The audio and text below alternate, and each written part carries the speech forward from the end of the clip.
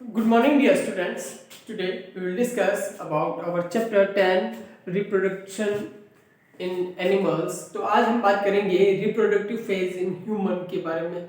सबसे पहले आपको ये ध्यान में रखना होगा कि कुछ हमारे मिथ्स हैं जिन्हें हमें ध्यान रखना चाहिए कि हमारे गांव में आज भी कहा जाता है कि लड़का या लड़की होना ये मदर पे डिपेंड करता है। और जैसे कि मैंने आज आपको इसमें टेस्ट शीट डाली थी और उसके अंदर भी ये क्वेश्चन था, तो ये मिथ है, ऐसा नहीं होता है।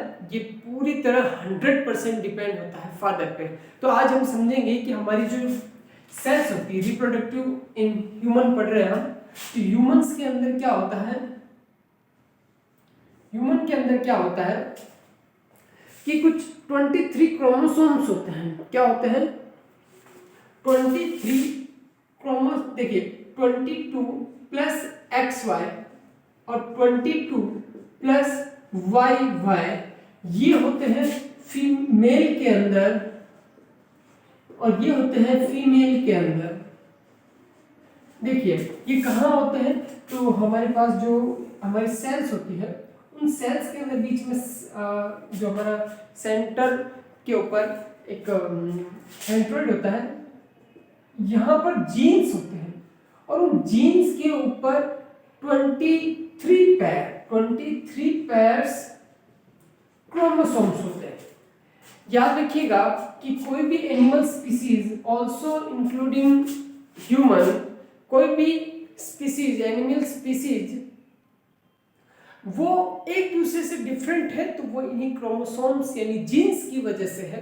तो ध्यान रखिएगा, अगर 23 पैर है तभी वो ह्यूमन होगा, अदरवाइज वो ह्यूमन नहीं होगा। अगर इनमें थोड़ा सा भी ऊपर चेंज हो जाता है तो फिर उसमें कोई ना कोई बीमारी आ जाती है। और इसी तरह से अलग अलग स्पीसीज के अंदर अलग अलग पैर्स ऑफ जीन्स होते हैं। तो ये जो पैर्स है ये मेल और फीमेल के अंदर 22 पैर तो बिल्कुल सेम होते हैं, ठीक है, 22 पैर तो बिल्कुल सेम होते हैं। लेकिन मेल के अंदर यहाँ पे एक्स तो 23rd नंबर का जो होगा वो होगा मेल XY और फीमेल में होगा YY।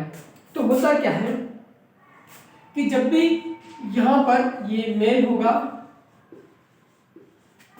और ये फीमेल होगा, अब यहां क्या होगा,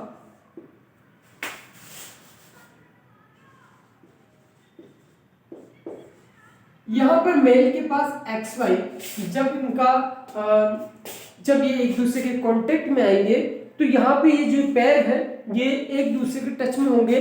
तो ये जो है ये जो फीमेल है उसके स्पर्म में होता है और स्पर्म के थ्रू ये जो फीमेल है उसकी बॉडी में इंजेक्ट होता है।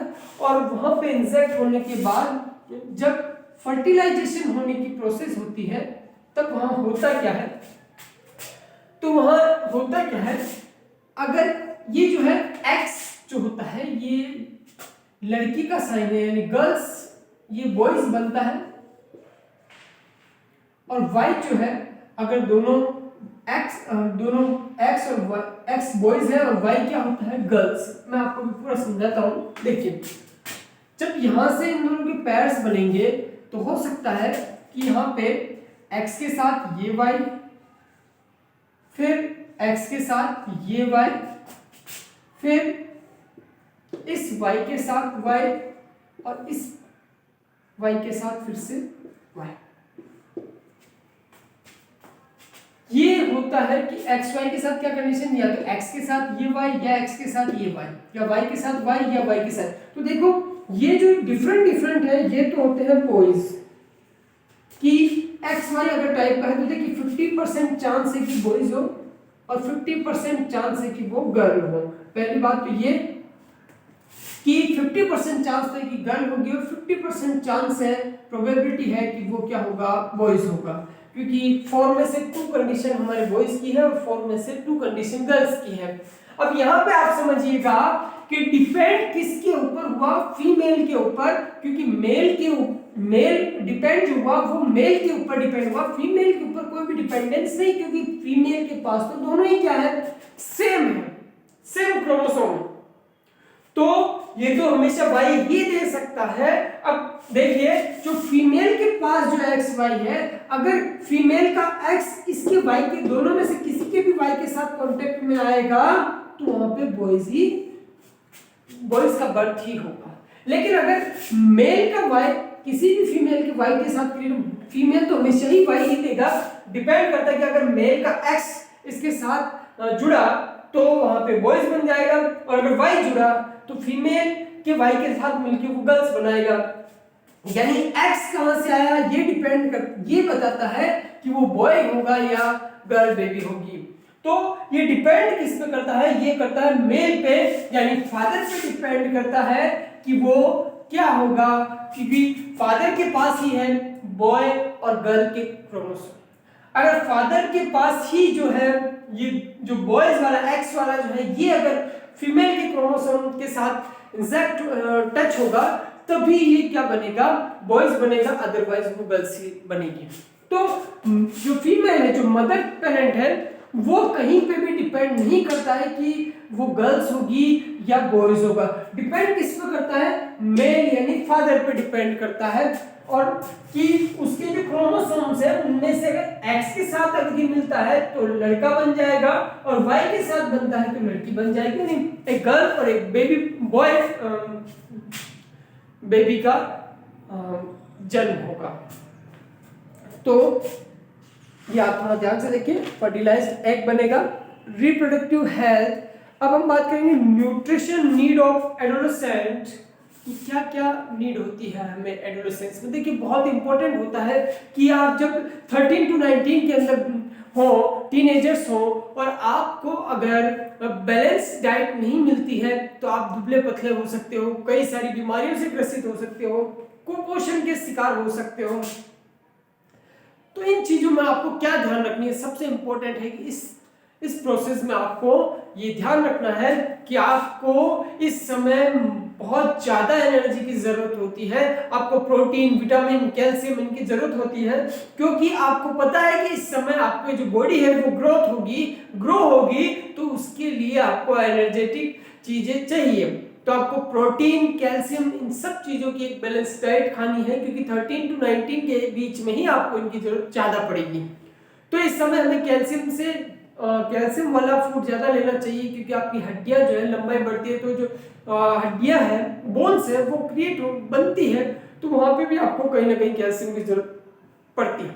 आपके जो मसल्स हैं वो ग्रो होते हैं, इसलिए आपको प्रोटीन की जरूरत भी पड़ती है। इस समय आपका दिमाग भी चलता है, तो आपको इस समय अच्छी बैलेंस डाइट की जरूरत होती है। आपको ग्रीन लीफ वाली जो वेजिटेबल्स है उनको खाना चाहिए, फ्रूट्स खाने चाहिए, और हेल्दी रहना चाहिए। इस समय आपको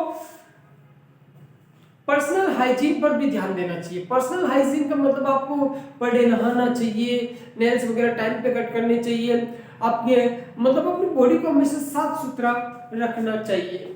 इसके बाद हम बात करेंगे, इसमें आपको रेस्ट और स्लीप। यहाँ पे क्या होता है, इस समय जो बच्चे मोबाइल पे सबसे ज्यादा खेलते हैं, तो उनको क्या करना चाहिए कि आपको एक फिक्स टाइम के लिए रेस्ट करना भी जरूरी है।